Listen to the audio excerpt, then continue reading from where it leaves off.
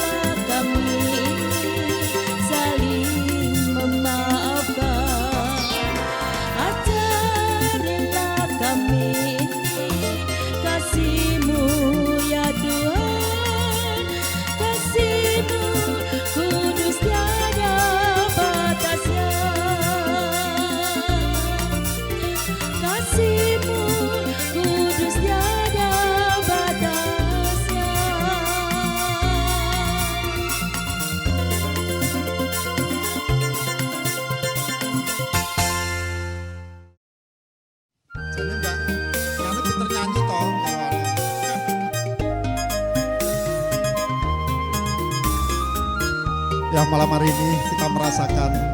kasih dari Tuhan ada di antara kita semua.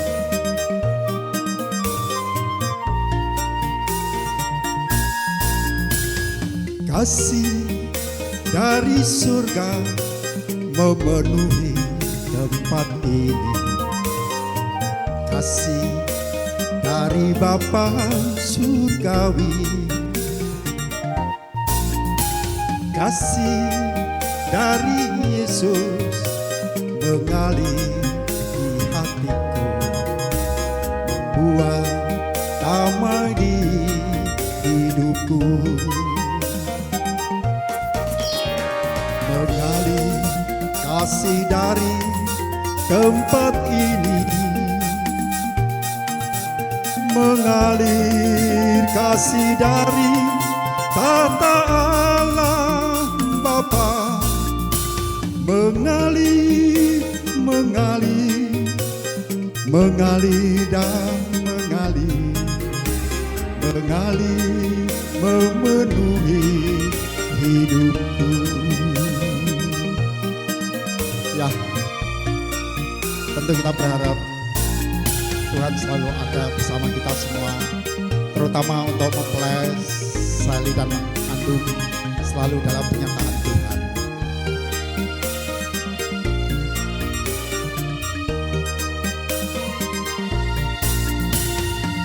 Kasih dari surga memenuhi tempat ini. Kasih dari Bapa surgawi. Kasih dari Yesus mengalir di hatiku, membuat damai di hidupku. Mengalir kasih dari tempat ini, mengalir kasih dari tata Allah Bapa. Mengalir, mengalir, mengalir dan mengalir, mengalir memenuhi hidupku.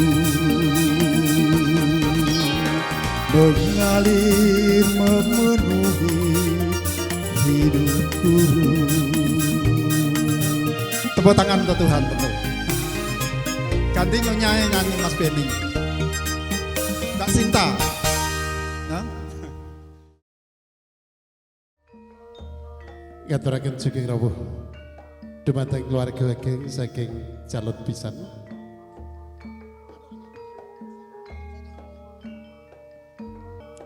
ngaturaken sugeng rawuh dhumateng keluarga ingkang saking Bapak Wiyatno Prasojo dalah garwa Ibu Sri Rahayu.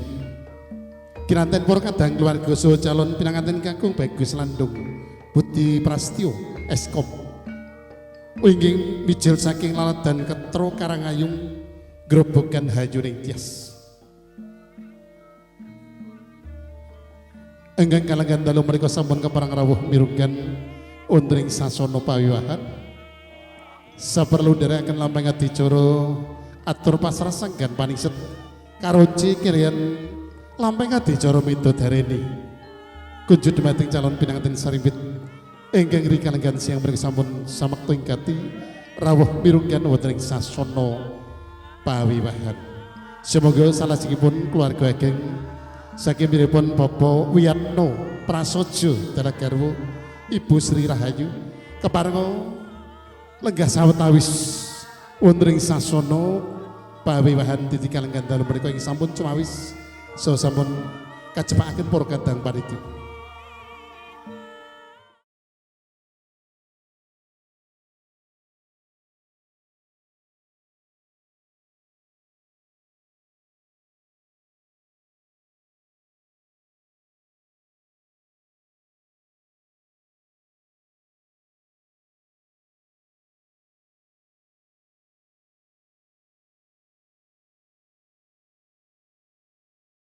Mahardika ing dasring kamardikan nugroho siwilasaning Gusti Inggih karya jagat ingkang satemah hamba bartaya pangariba yentan catemanduk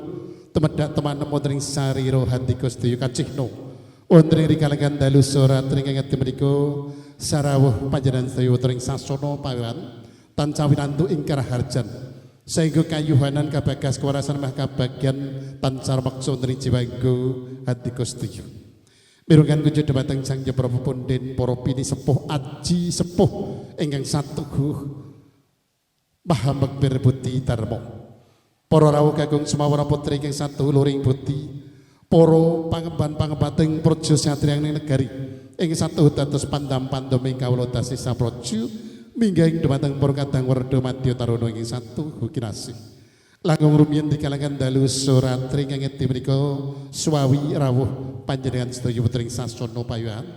sanadya kula dherekaken luhuraken asmanipun Gusti ingkang hakarya jagat kanthi kula dherekaken marges markung manungku puja mangastunggara brata manglungaken jangga manungkulkan mustaka ngeningaken pancandriya ngunjakaken pamuji syukur bilih rawuh panjenengan sedaya tansah kinanten ing bagya mulya selamat wilujeng tanpa pamangan setunggal menapa. Wonten sing gati wigatos sing setya anggen kula kumawani marak sowan ngadeg wonten ing ngarsa panjenengan sedaya kalenggan dalu menika mboten ateges kula kumawani cumantaka gegembil kamardikan hanyarwi pangandikan nginggor ing tata krami tebih saking Udanegara ing awit kemandring manah kula kepareng tepi jejiban sinaraya dumateng pamengku gati pamengku karso ingkang kagungan dalem piripun Bapak Leli Indarga dalah garwa Ibu Yuli Kotijah ingkang nujirisan juga kepareng tepi jatining werda jatining sepuh nedya badhe amisuda krama ingkang putra kinasih ingkang sinambate wangi Nini Dewi Reknaning Ayu Dyah Kusumaning Ayu Sali Morisa Indarga sarjana ekonomi dalah calon garwa kinasih Bagus Landung Budi Prastyo Eskom putra kakung saking panjenenganipun Bapak Wiyatno Prasojo dalah garwa Ibu Sri Rahayu wingking mijil saking Laladan Ketro Karangrayung Grobogan Hayu ning Tias. Wonten tumapak ingat lumaksitaning adicara pahargyan mangun suku daipun atmaja pinanten sarimbit kapuraken wonten ing dalu menika piripun calon besan kinasih Bapak Wiyatno Prasojo dalah garwa Ibu Sri Rahayu sampun kepareng rawuh mirunggan wonten ing sasana pawiwahan kepareng badhe nyutake kandhutaning penggalih ngaturaken upakarti boga tali krama paniseting tali kekadangan ingkang dumados saking Pisang Ayu Jambe Suraya saobramenipun miwah pamasring calon pinanten kakung Bagus Landung Budi Prastyo Eskom ingkang benjang-enjang badhe kawisuda krama cundhukan lumampah adicara ingkang sampun karantam manut tata cara ingkang sampun karantam para kadang panitia. Wonten tumapak ing gatur maksane dicoring sampun karakit karantam kari rumaka ingkang sepisan pambuka kepareng kula badhe ngaturaken winurwing kandha minangka pambukaning atur murwakani lumampah adicara ing sampun karantam wonten ing dalu menika. Hanjubahaken karsa menggah lumaksana adicara ing angka kalih kadwi. Lho nggih rawuhipun piripun calon besan kinasih Bapak Wiyatno Prasaja dalah garwa Ibu Sri Rahayu. Kinanten para kadang keluarga inggih kepareng nedya badhe nyutak kekandhutaning penggalih ngaturaken wigatos sing sedya rawuh. Ngaturaken pukarti buku tali krama panisting tali kekadangan mewah pamasring calon penanten kakung Bagus Landung Budi Prastyo Eskom saking piripun Bapak Wiyatno Prasaja dalah garwa Ibu Sri Rahayu. Kepareng badhe kasariro sang cundhakane ngatur sang wimbo sarane ngatur minangka duta pamungkasing karya ingkang kepareng hababar wigatos sing cedha rawuh ngaturaken pamasring sanggan paning setmah pamasring calon penanten kakung Bagus Landung Budi Prastyo Eskom ingkang badhe ngaturaken ingkang minulya piripun Kanjeng Raden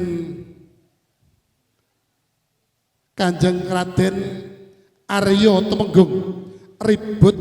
Carita Dipura ingkang badhe ngaturaken wedharing sabda pangandika sulih sarira saking pisan calon pisan kinasih piripun Bapak Wiyatno Prasaja dalah garwa Ibu Sri Rahayu ngaturaken kekandhutaning penggalih Purna Gati calon pisan ngaturaken wedharing sabda pangandika tumuntun daya-daya pamangku gati pamangku karso ingkang kagungan dalem piripun Bapak Leli Indargo dalah garwa Ibu Yuli Kotijah kepareng badhe ngaturaken temanggabing sedya menangatur panampining paning setengah panampining calon pinanganten kakung lumantar sang talangi bos ing sampun siaga ing gati ngembane wis matur mirunggan kunjuk dhumateng calon pisan kinasih ingkang rikaleng gandalu menika piripun Bapak Leli Indargo dalah garwa kepareng pintos raya dhumateng paraga ingkang pirijing gati matur mirunggan kunjuk dhumateng calon pisan kinasih ingkang kalenggan dalu menika sumedya ngaturaken tumanggaping sedya ingkang badhe ngaturaken kadang kula kinasih piripun Kanjeng Raden Temenggung Yata Hadipura MPD ingkang badhe nyariran sulih sarira saking ingkang hamangku gati Bapak Leli Indargo dalah garwa nuwun mekaten paripurna nulung tinampi kanthi kedaling sabda pangandika tumunten lampah adicara kalajengaken long tinampi kanthi pralampitan ubaramen paling set pisang ayu jambe surayu sak ubaramenipun nedya badhe pinasahaken kanthi pralampitan utawi simbolis saking piripun Bapak Wiyatno Prasaja dalah garwa Ibu Sri Rahayu kunjuk dhumateng ngersa dalem pamangku gati pamangku karsa ingkang kagungan dalem piripun Bapak Leli Indargo dalah garwa Ibu Yuli Kotijah purna gati lampah adicara tinampi pasrapaning set kalajengaken lampah adicara ing sampun karantam nuli catur menika sekawan wedo menika wewarah utawi pitutur kagem calon pinanten kakung Bagus Landung Budi Prastyo Eskom saking calon mara sepuh niki piripun Bapak Leli Indargo badhe paring seserpan dhumateng calon pengantin kakung ingkang wujudipun catur wedo. Catur menika sekawan wedo menika warah utawi seserpan ingkang badhe kaparingaken dhumateng calon pinanten kakung saking ingkang hamengku gati Bapak Leli Indargo dalah garwa. Paripurna lampah adicara catur wedo jubahaken karsa dalu menika kalajengaken lampah adicara tilik nitik menika calon pinanten putri Nini Dewarektaning Ayu Dia Kusumaning Ayu Sali Morisa Indargo sarjana ekonomi wonten ing Panti Busana sampun siaga wonten ing Panti Busana dene mangke ingkang badhe mertui kawontenanipun calon pinanten putri menika ibu-ibu para ibu ingkang mijil saking Ketro Karangrayung Grobogan Ayuning Tias mirunggan ibu-ibu mangke saged nuweni calon pinanten putri ingkang mapan wonten ing Panti Busana dipun sengker kaya lampah adicara tilik nitik ingkang bapak-bapak tasih ajeng wonten papan mriki paripurna tilik nitik kalajengaken sumene utawi istirahat wonten ing ngarsa panjenengan sedaya mangke badhe katuran dahar wonten sasana bogi ing sampun cumawis di kalenggan dalu menika. Nuwun pekaten megah rencana adicara sak sampunipun adicara sumene utawi istirahat tasih wonten adicara ing sampun karantam nggih pasrah kancing gelung. Kancing gelung menika sak pengadeg busana ingkang badhe kagem ijab sak busana sak perangkat busana ingkang badhe kagem kawisuda krama calon pinanganten kakung ingkang mangke badhe dipun pasrahaken saking calon para sepuh panjenengan Bapak Leli Indarga Dalah Garwa kujud dhumateng calon pinanganten kakung Bagus Landung Budi Prastyo Eskom paripurna pasrah kancing gelung kalajengaken angsul-angsul pasrah angsul-angsul utawi balen lamaran tumenten paripurna lambang adicara wonten ing kalenggan dalu menika. Nuwun mekaten pangaroron jeneng adicara ingkang sampun karakit karantemah karinupaka pagahipun pamangku gati pamangku karsu ingkang kagungan dalem piripun Bapak Leli Indarga Dalah Garwa Ibu Yuli Khotijah lumantar jasad kula sampun kapareng kula aturaken dhumateng ngarsa panjenengan sedaya mirungganipun para rawuh kagem sumawon putri ingkang satuluring budi rikalenggan dalu menika hanyestreni lambang adicara ingkang sampun karantam mirunggan pasrah paningset pasrah calon pinanganten kakung miwah lambang adicara medodari sawetawis kujud dhumateng calon pinanganten sarimbit ndungkap lumaksud adicara sampun karantam niki rawuhipun panjenengan Bapak Wiyatno Prasojo Dalah Garwa Ibu Sri Rahayu kebareng badhe hambabar wigatos sing sedaya rawuh ngaturaken upakarti buku tali krumpane suting tali kekadangan wujudipun pisang ayu jambe asura saburamenipun miwah pamasring calon pinanganten kakung Bagus Landung Budi Prastyo Eskom saking piripun Bapak Wiyatno Prasojo sekalian garwa lumantar sang cundakane ngatur inggih sampun ciugo ing gati rikalenggan dalu menika nggih ingkang pinulya Kanjeng Raden Arya Temenggung ribut carita dipura kanthi mekaten kunjut dhumateng panjenenganipun Kanjeng Raden Arya Temenggung ribut carita dipura suawi kula dherekaken jumeneng saking palagan sawetawis jumeneng sarira saking piripun Bapak Kanjeng Raden Arya Temenggung ribut carita dipura kaapit sawetawis piripun Bapak Wiyatno Prasojo Dalah Garwa Ibu Sri Rahayu suwawi nuwun kula dherekaken. Kula nuwun kepareng matur wonten rasa dalem panjenenganipun Bapak Leli Indarto Sumawono nyanipun Ibu Yuli Khotijah ing dalem ageng kanthi asesanti gonggo trigonggo durga mendhak kala sirna sirnaning saking suwuh brasta tekaping ulah Darmastuti panjenenganipun para rawuh kakung putri minulya saderengipun kula gancang matur sumangga sami-sami unjuk syukur wonten rasa dalem Gusti ingkang Maha Wikan sarta ingkang Maha Adil lan asih menggah pirunggan menika panjenengan saha kula sampun saged minangkani pamundhutipun pamangku dalem nenggih panjenenganipun Bapak Leli Indarto saha panjenenganipun Ibu Yuli Khotijah wonten ing dalem ageng ngriki winantu pakurmatan panjenenganipun ingkang kepareng ngrat pradataning laladan kudu keras wonten ing margi Sunan Ngerang 176 Juwana panjenenganipun para aji sepuh bini sepuh ingkang mestuti dhateng poyaning kautamen waradinipun dhateng sedaya sentana warga miyak warana panjenenganipun para rawuh kakung putri minulya wonten ing mriki kula kautus dening panjenenganipun Bapak Wiyatno Prasojo saha panjenenganipun Ibu Sri Rahayu ingkang sepisan lampah saking laladan Ketra Karangrayung Grobogan kulawarga Bapak Wiyatno Prasaja dening Gusti Ingkang Maha Agung pinaringan karahayun ingkang angka kalih kunjuk dhateng panjenenganipun Bapak Leli Indardo Sarimbit Ibu panjenenganipun Bapak Wiyatno Prasaja nuhuni wajib lampah-lampah darmaning tiyang sepuh ingkang sepisan wiwit saking nontoni salar ndodhok koringinang jambir suruh saking putra putrinipun panjenenganipun Bapak Leli Indardo Ibu Yulika Tijah sesilih kusumayupun Sali Morisa Indardo sarjana ekonomi manut panangising putra panjenenganipun Bapak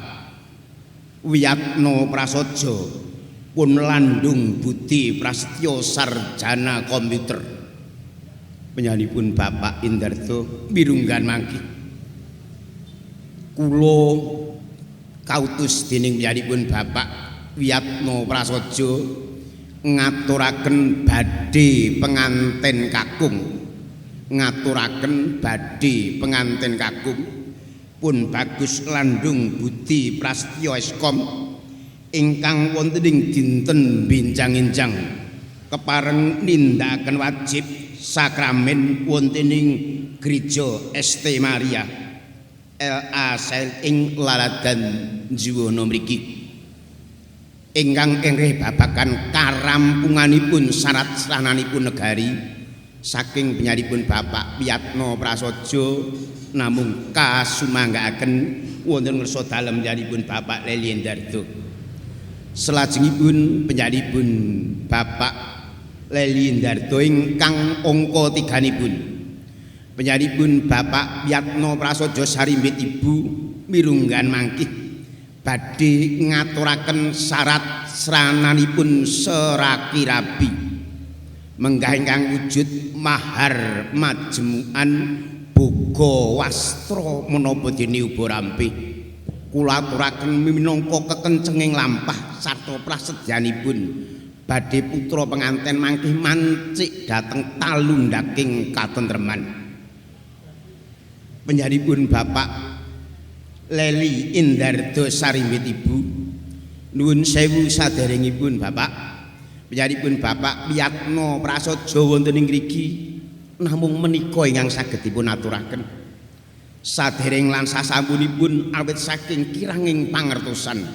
menapa dene kutunging pamanggih kalebet kula mahanane dhateng tuna dungkap anggen kula matur nyuwun gunging samudra pangaksami salajengipun wahyaning mangsa kala badhe tumapaking midodareni menika panjenenganipun Bapak Wiyatno Prasaja Sarimbit Ibu menapa dene kula wangsa saking Laladan Grobogan Purwodadi namung sumarah nderek tumedhakipun Widi Widana ngantos dumugi pungkas mangke menika ingkang saged kula aturaken wasanane ngatur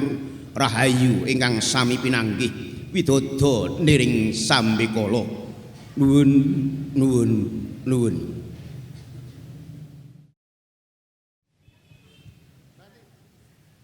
Rahayu ingkang samya pinanggih widodha nering sambikala. Nuwun dumateng para pinisepuh sesepuh ingkang tansah nengenaken dumateng tindak kautamen ingkang tuhu ndahat kinurmatan. Para pangemban-pangembating praja ingkang minangka satriyaning nagari ingkang sinubeng pakurmatan. Bapak Ibu sekalian ingkang winantu ing kararejan kadang werda madya sumarambah sagung para kadang muda tumaruna ingkang pantes nampi sing Gusti ingkang kula tresnani. Kanthi linambaran andhap pasoring manah langkung rumiyin monggo sesarengan kula dherekaken hangaturaken raos puja puji syukur kunjuk wonten ngarsanipun Gusti ingkang murbeng dumadi maha welas tresna nasih kanthi ageng ing pangajap mugia tentrem rahayu sih rahmat saha kawilujengan saking ngarsa dalem Gusti tansah kajiwa kasarira wonten panjenengan sedaya lan kula waraden saking dumadi widodha niskala. para tamu kakung putri ingkang tansah cinaket dumateng nugrahaning Gusti, wilujeng dalu kula dherekaken tumrap rawuh panjenengan sedaya langkung-langkung gotrah saking Ketro Karangrayung Grobogan sa pangombyong wilujeng dalu kula dherekaken sugeng lenggah kanthi prayogi wonten sasone sampun mriki kasawegakaken ngantos dumugi titi purnaning tata cara ing dalu menika. Kepareng matur wonten ngarsa panjenengan sedaya inggih awrat mundi dawuh saking Kang Amogati Bapak Leli Indardo sekalian Ibu Yuli Kotijah ingkang lenggah dalem wonten ing dusun Kudu Keras Kecamatan Juwono Kabupaten Pati kinen kelairaken menapa ingkang dados kekandhutan manah. Ingkang sepisan pamanggugati ing dalu menika ngaturaken wilujeng dalu tumrap rawuh panjenengan sedaya ugi ngaturaken ageng panuwun matur nuwun ingkang saestu-estu sedaya kersa rawuh wonten sasana mriki saperlu jumburung paring puji pangestu tumrap lampahing tata cara paningsetan badhe dhawuhipun sumaning ayu Sali Morisa Indardo putrinipun Bapak Leli Indardo sekalian Ibu Yuli Kotijah ingkang badhe kadhawuhaken kalian Risang Bagus Landung Budi Prasetyo sarjana komputer Atmat Janira Bapak Wiyatno Prasojo sekalian Ibu Sri Rahayu saking Ketro Karangrayun Grobogan. Salajengipun ugi kula aturaken ageng panuwun dumateng para sanak kadang pawong mitra sedaya panitia ingkang sampun paring panyengguyung sehingga kalaksananipun damel ing dalu menika saged ketingal kalaksanan kanthi rancak lan sae. Mila ingkang hamugati boten saged ngaturi lelintu menapa-menapa saking amal sae panjenengan sagedipun namung derek mujiaken mugi amal sae panjenengan anggenipun paring pambiyantu mila badhe pikantuk lelintu saking ngarsa dalem Gusti ingkang matikel-tikel. Salajengipun monggo kula dherekaken lenggah sedaya kemawon ngantos dumugining titi purnaning tata cara ing dalu menika. Wonten kang minangka wa sing sedya terlenging wigatos angin kula matur tumanggap pangandikan saking keluarga Grobogan. Inggih ingkang sepisan kula nderek bingah bilih rawuh panjenengan kanthi kawontenan rancak boten nyandung ngalangan setunggal menapa saged lenggah wonten papan mriki sedaya ketingal bagas waras. Nggih kula nderek bingah karana kawontenan menika. Salajengipun ingkang angka kalih rawuhipun kala wau sampun wonten paring pangandika lumantar seseripun bilih binjang-injang menika badhe penganten kekalih kadhawuhaken nindakaken akad nikah nggih wonten gereja menika samangke sampun dipun istakaken sampun saged dipun jonggolaken agetes menika badhe penganten kakung sampun ki dipun dherekaken andadosna syukur naning manah pamanggugati ateges anggenipun rembag ing kapengker saestu-estu dipun wujudi kanthi dipun jonggolaken badhe penganten kakung menika. Ugi syarat sarana ingkang minangka jangkeping palakrama kala wau sampun dipun sebataken bilih sanggan panikset majmuan boten dipun sebataken baka setunggal namung ingkang kula ngertosi menika kuatah sanget ingkang dipun asta ngantos sasana utawi meja ingkang dipun cawisaken boten saged anyekapi. Mila sang menika pamanggugati sekalian namung saged matur nuwun ingkang saestu-estu saking peparing sanggan paningset sauba ramenipun majmuan ingkang boten dipun sebataken baka setunggal karena kathahipun. Monggo salajengipun rehning samudayanipun minangka syarat sarana badhe penganten kakung disambut dipun dherekaken rawuh wonten ing Kudegras mriki. Syarat sarana netepi adat ugi sampun jangkep. Monggo kasuwun dumateng sedaya kemawon kersa jumurung puji pangestu mugi lampahing tata cara midodaren ing dalu menika ingkang isinipun sampun kasebat dening kadang panata cara antawisipun pasrah tampi paningset ugi kala wonten tilik nitik lan sanes-sanesipun sedaya kula dherekaken saged lenggah kanthi prayogi kanthi kebak ing puji donga mugi lampahing tata cara wiwit saking Purwa Madya Wasana kasembat dana lulus raharja kalis ing sampikala lan mriki panyunipun benjang-enjang sasampunipun kadhapaken mugi penganten kekalih anggenipun mangun balwisma satemah saged gayuh katentreman karaharjan ing salami-laminipun. Amin. Pilih menika kawas cekap pengin kula matur mila boten ngombro-ombro karana ngomong ing swasana salajengipun minangka panutuping atur kula ingkang minangka pangklantaring wicara nglenggana pilih taksih kathah tuna dungkaping atur kitaring rembag so kirang trap sirang lampah saking sedaya kikiran kala wau hamung saged matur pulo seprapat silu gonggo kalining juwana karana kathah lepat monggo anggenipun paring pangaksama kula dherekaken anglajengaken lenggah ngantos titi purna matur nuwun lulus raharja nirboyo nirikara wedhar sabda pangandika saking kadang kula kinasih pripun Kanjeng Raden Haryo Temenggung Yata Diningrat MPD ing sampun kepareng nyarirani sulih sarira ingkang hamangku gati Bapak Leli Indargo Telegarwo Ibu Yuli Kotijah ing sampun kepareng nampi pasrahipun pripun Bapak Wiyatno Prasojo Telegarwo Ibu Sri Rahayu lumantar Kanjeng Raden Aryo Temenggung Ribut Carita Dipura sampun katampi pripun Bapak Leli Indargo Telegarwo lumantar Kanjeng Raden Haryo Temenggung Yata Diningrat MPD mirugianipun wonten kalenggan dalu menika sampun trep pindha curiga manggih warangka sedaya atur pasrah saking calon besan kinasih sampun katampi kanthi handap pasuring jiwaraga wonten titiyari Respati kasih rumagut ratining suka manis niki ing dinten Kamis kliwon malam Jumat Legi sinengalan Condro Sekolo Sukaning Tias Panjing Sajuga sampun terpindha juri kemanggi warangka kadanan pralampitan utawi simbolis sawetawis kunjuk dhumateng panjenenganipun ingkang minulya Kanjeng Raden Aryo Temenggung Ribut Carita Dipura kepareng jumeneng saking palenggahan ngasta Pisangayu Jambe Ayu Surayu salajengipun panjenenganipun Bapak Wiyatno Prasojo ngasta Uburamen Paningsut abenajeng kaliyan panjenenganipun Bapak Leli Indargo ingkang Ibu-ibu Sri Rahayu ngasta Gendogo Kalpika sauburamanipun abenajeng kaliyan panjenenganipun Ibu Yuli Kotijah sumangga kadherekaken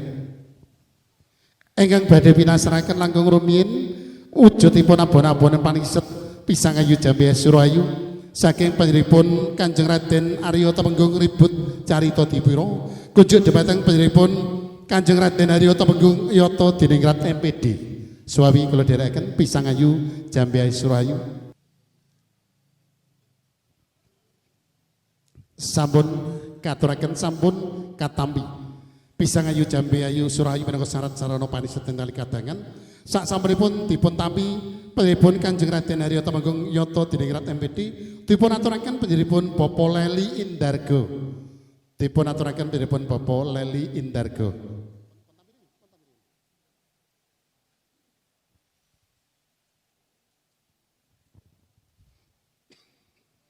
abon-abon pangset sampun dipun tampi salajengipun uburamen paningset saking panjenenganipun calon besan kinasih Bapak Wiyatno Prasojo kunjuk dhumateng panjenenganipun Bapak Leli Indargo sampun katampi ingkang pungkasan Gendogo Kalpika sauburamenipun Gendhoga kalpika saubramanipun saking panjenenganipun Ibu Sri Rahayu. Ibu Sri Rahayu kunjuk dhumateng panjenenganipun Ibu Yuli Khotijah.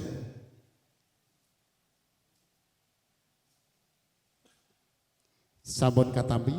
semoga suawi kula dherekaken lenggah wonten sasana palengganipun sowang-sowang saperlu nglajengaken tepapak ing kadir maksuden adicara ingkang sampun karantam wonten ing dalu menika. Catur Widya wewarah pituduh lan pitutur kanggo anakku Landung Budi Prasya kang kinasih. Paugeraning urip ngono kudu tansah iman lan takwa, ngestokake lan mituhu dawing Pangeran kang hamuba misesa ana ing saedenging alam gumelam tindakake syarat rukuning agama kang den entut dimen ayem tentrem. Rahayu kang timenu jumbuh kang kinayuh sembodo kang sinetya. Kaping kalih urip bebrayan agung wajibe netepu angger-anggering praja rila legawa lebat marang sesama sesaning dumadi. Nengenake tindak utama nyirik manggawe ala. Kaping 3 bektiya marang wong ngatuwa wau saklorone kang wis dadi lentaraning urip ing madyapada. Sungkem lan bangun miturut lahir terusing batin. Mangkono uga marang maratuwa amarga kang amemangun bebasanan parang kuwe marang mantu uga kadidene marang anake dhewe. Kaping 51 priya kang wis ngemong wanodya tandang tanduke kudu wis benih strip beda kalawan nalika isih joko. Mangkana uga elingna marang garwamu minangka wanita kang wis kaemong ing guru lagi. Tandang tanduk lan pakartine netepna wanadya kang wis ora lamban maneh. Muga-muga pitutur luhur kang wis kok tampa iki bisa dadya paugeraning urip bebrayanmu ing tembe. Bagaten catur wedha sampun katuraken saking putripun Popoleri Indarga Talagarwa sampun kaparingaken dhumateng ingkang putra kinasih calon pinanganten Kakung Bagus Landung Budi Prastyo Eskom. Salajengipun catur wedha ingkang kawas kala badhe dipun paringaken dhumateng calon mantu. Monggo kadheraken subrang sawetawis. Dipun paringaken dipun pasrahaken menika benjangipun kagem pepeling bilih titi wanci wedal badhe ijab nggih badhe ngayahi ijab menika sampun pikantuk wejangan utawi warah saking ingkang Rama dalah ingkang Ibu kinasih. Bagaten sampun paripurna lambeng adicara catur wedha semoga lenggah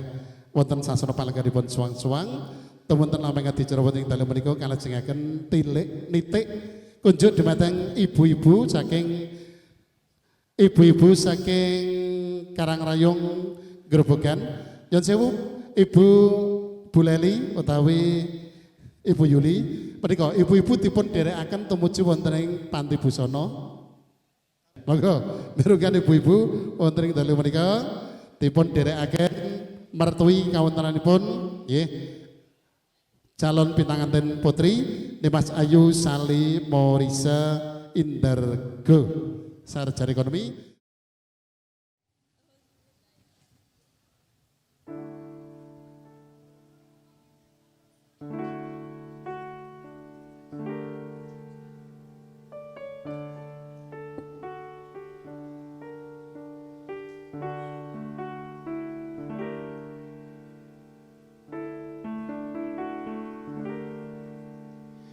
I can show you the world, shining, shimmering, splendid. Tell me, princess, know when did you last let your heart desire? I can open your eyes, take you wonder by wonder, over, sideways and under, on a magic carpet ride. Oh, you are you fantastic, fond of you. No one to tell us no, or where to go, or say we're only dreaming. Oh, you are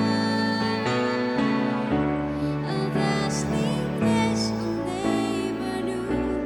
But when I'm way up here, it's crystal clear that no one in the whole world with you.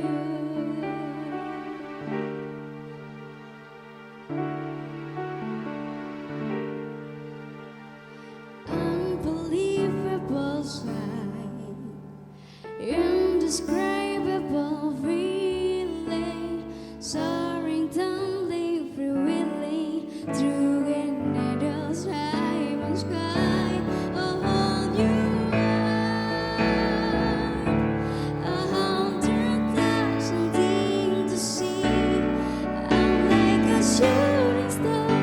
I've come so far, I can't go back to where you are. With you, I'll rise to pursue. I'll just go anywhere, the time to spare. Let me share this whole world with you.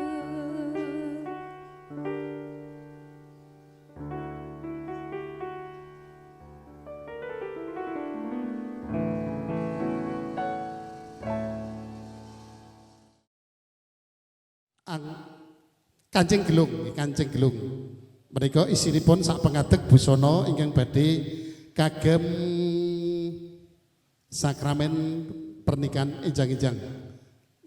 dipun tampi.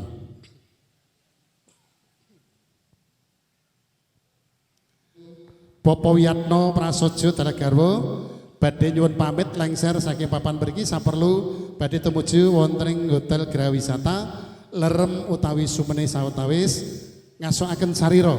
bilih enjang-enjang kersanipun fit malih saged nderekaken lambang adicara sampun karantam. Kanthi mekaten sampun paripurna ki lambang adicara atur pasrah paningsut karuci kalian lambang adicara midodareni wonten ing dalu menika wonten kekirangan anggenipun nampi rawuh panjenengan sedaya saking ingkang mugati Bapak Leli Indarga Dalagarwa miwah para kadang keluarga paripun namung saged nyuwun pangapunten ingkang ageng. Kula pribadi ingkang kathah matur ngaturaken reruncing adicara wonten ing dalu menika tartamtu nggih kula matur kathah penggaing kekirangan penggaing ngatur kula penggaing Subasita nggah-ungguh kitaling basa plira ning wirama kiranging panapa sastra yawit sedaya kula namung saking jubling pangertosan saking diri kula pribadi pramila kanthi mekaten kula minangka hanjening manungsa limrah ingkang boten saged wong saking sedaya panandang mas sedaya kalepatan dalu menika ugi kula nyuwun pangapunten ingkang ageng. Saderengipun kita pungkasi semoga tansah kula dherekaken asung asesanti jaya-jaya mangastungkara tetep jaya senajan manggih rubeda nuwun Gusti berkahi panjenengan sedaya.